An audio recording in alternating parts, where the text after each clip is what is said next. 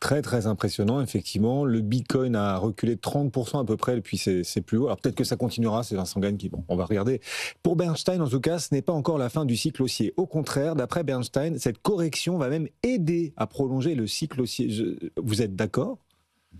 D'accord, c'est un petit peu délicat. Pour moi, il y a un point qui est super intéressant sur lequel on peut se concentrer, c'est à quel point on va, en fonction de ce qui se passe aux États-Unis, de la santé de la tech américaine, de la survalorisation ou non des actions de l'IA, remettre en cause la valeur de Bitcoin. Enfin, mine de rien, quand on se pose une question factuellement, qu'est-ce que ça change à la valeur de Bitcoin ? Rien.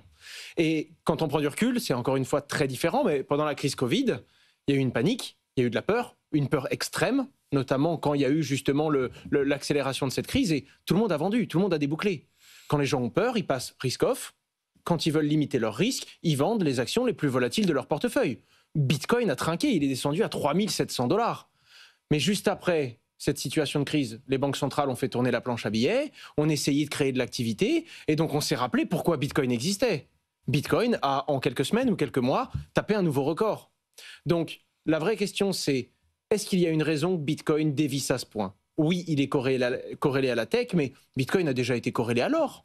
Puis il a déjà été corrélé inversement au dollar américain. Puis il fait un peu ce qu'il veut parce qu'il n'y a pas de case pour Bitcoin. Il n'existe pas et tant qu'il n'aura pas sa propre case à lui, on essaiera toujours de le corréler à un actif, mais injustement.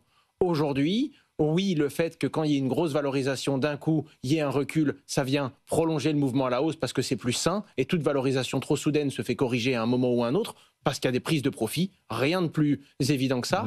Mais maintenant, à part un problème technique sur Bitcoin, je ne vois pas pourquoi aujourd'hui il vaudrait 40% de moins qu'il y a quelques semaines.